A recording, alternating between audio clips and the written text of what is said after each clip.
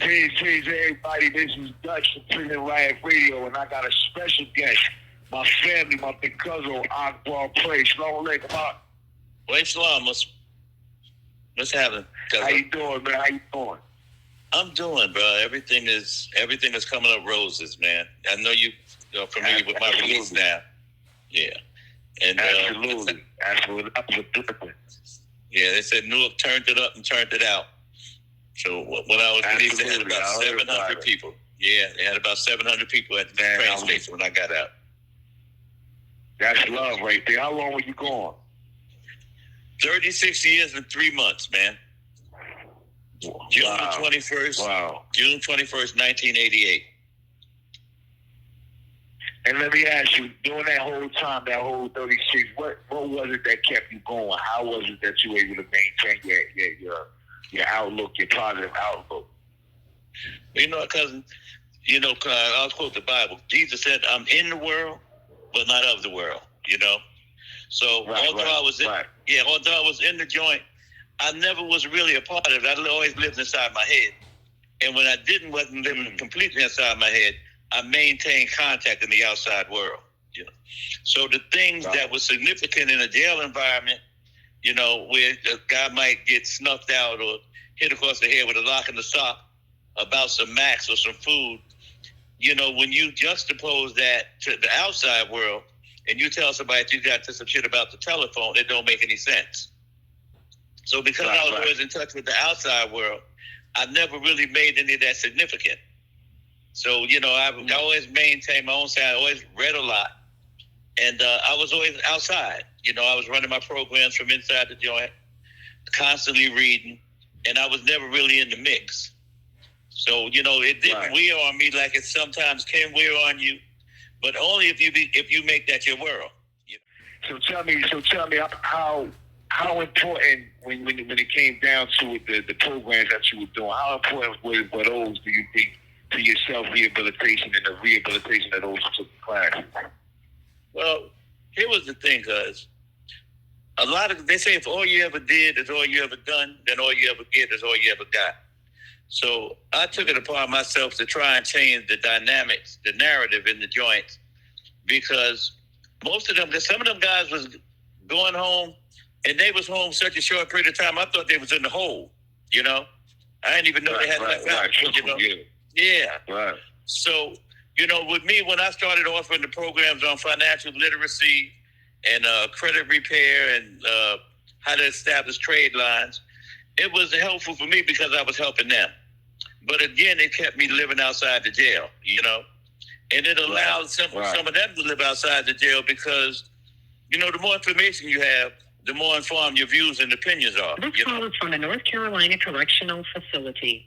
So I was hoping to change the trajectory of some of their lives, And there was a lot of young brothers in there that barely had ideas of what they was even locked up for. So, I spent a lot of time. I did a lot of legal work sometimes helping them, guiding. Because a lot of times they had cases that if they had been diligent, they probably would have been out. Yeah. But they're coming they coming like basically uneducated, and if they fall into the street, into the jail paradigm, then they ain't even try to get out. They're gonna start playing basketball and slamming dominoes. So you know that most guys aren't really serious guys. You can tell how serious a guy is by what he does. And it's easy to talk about what you want to do. Yeah, it's easy to talk about what you want to do. But I don't watch what you talk about. I watch what you do. I don't watch what you say. And a lot of them guys, everybody wanted to be in business, and everybody was going to start a nonprofit, a record label, and a brand. But then you got all the opportunity in the world to do it. But you don't never get at it. You got all the opportunity in the world. You got ChatGPT. You got Google. You got 101 things that'll give you the kind of information that you need in order to do it. But you don't see them moving in that direction. So I say they're not serious guys, So I deal with them, but life is serious, I deal with them, but I don't carry them close, Right, absolutely. And then when you hit the ground running, you touched down. You got several organizations that you got going on right now. Tell us a little bit about those. Well, one of the things I started, and I hope it impacts brothers in the system, state and federal, is the Coalition of Formerly Incarcerated Men. If anybody is interested, it's apffc.org or Akbar Pray, apffc.org. And what we're trying to do is we're trying to bring back parole for incarcerates nationwide. I've got a lot of good men, thought leaders, icons, urban legends that have signed on to help me push this effort. And if you're doing all the post-conviction in the world, but you can't get a parole date, it almost doesn't matter. Before I was released, I did everything except for find a cure for cancer, but I still couldn't get no leeway. Right. So this is this is my quest, and this is what I'm standing on. That was just one of the things. I also started the Akbar Pray Foundation for Change, and we were dealing with inner city at-risk kids and trying to change their life trajectory, and also going into the youth houses across the country, in my city in particular.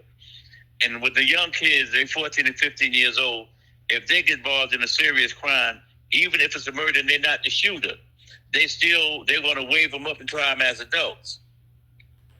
And my thing is they had a little entitled kid, and he had killed some people in a car accident. Killed 5 people. Right. But his family was affluent. They were very, very well off, and they never tried him as an adult. They said that he suffered from affluenza, a word that they invented. They said he was so affluent that he didn't have any real sense of right and wrong. But with Lil Rashid's Rock Barn, when they go up, they get waved up as an adult because when they go in front of the courts, there's nobody there but their mother and the entire prosecuting department. So what I was doing is bringing in social workers, bringing in law students to work with them. Called my kid. Bringing in law students to work with them and trying to give them some representation so that they don't go from the crib to the prison pipeline. So we started that. We started that in Newark, and the other one with the reentry. And like I said, I hit the ground running. I've been doing speeches. I've been at Keene University. I've been at.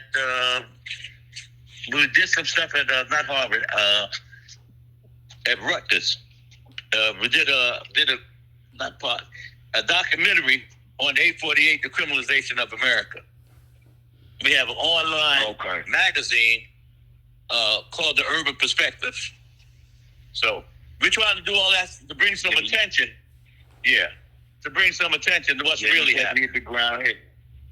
Absolutely. Yeah. Absolutely. Can you tell me a little bit about that One Hood? Well, the One Hood is an organization in the city of Newark. You're going to force more stuff on me. The One Hood is an organization that in the city of Newark, all of the gang members. Come here. Why are you backing away from me? God careful. And say, well, go, let them win. Let's go. In the city of Newark, that with all the gang members and the shot callers throughout the city, and they meet once a week to try and tamp down the violence to keep them cars from crashing. I've been interacting and working in conjunction with them. I'm, they big homie, for whatever that means.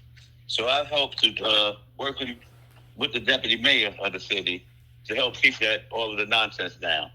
They've been very successful. I think the homicide rate in Newark is down 30-some%. This call is from the North Carolina Correctional Facility. I'm also working with another. Yeah, bro. I'm also working with another organization called New Directions, and they are doing essentially the same thing that One Hood is doing. So between the two of them, we've tempered down a lot of shit in there. Pardon my profanity. We've tempered down a lot of the stuff that ordinarily plays in the cities. And the guys, I just talked with them. I was in there with them Sunday with 22 of the guys that covered basically the whole city. Right. And we've been having, it's been very successful. No, that's a blessing, man. I mean, you really out there. You hit the ground running.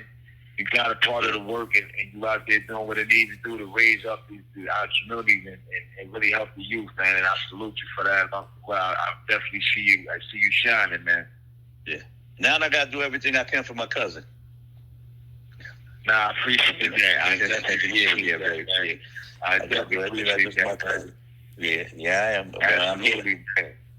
And I'm moving. Is there anything you want to share with the people before we let this go? Anything you want to share with the people? All I want to say, my brothers and sisters, is that let's take this matter serious.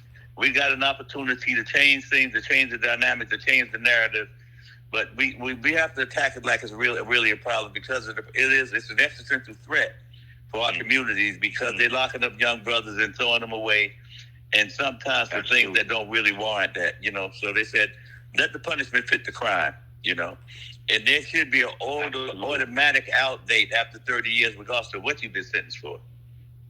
Because nobody's the same person at 45 that they was at 15. So I'm hoping that go to my online site, apffc.org, or Akbar Pray at apffc.org.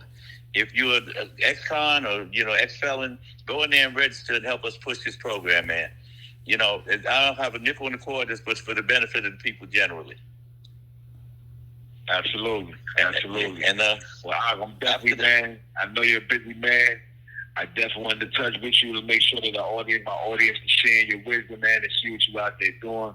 Everybody out there, you're going to have all the links. You're going to provide all the links for everything that Cuz is doing. I appreciate your time, Cuz, and I love you. Man. Hey, listen, hit me back next week. We'll go again. Absolutely. This is Dutch signing off, man, for Prison Life Radio. Peace.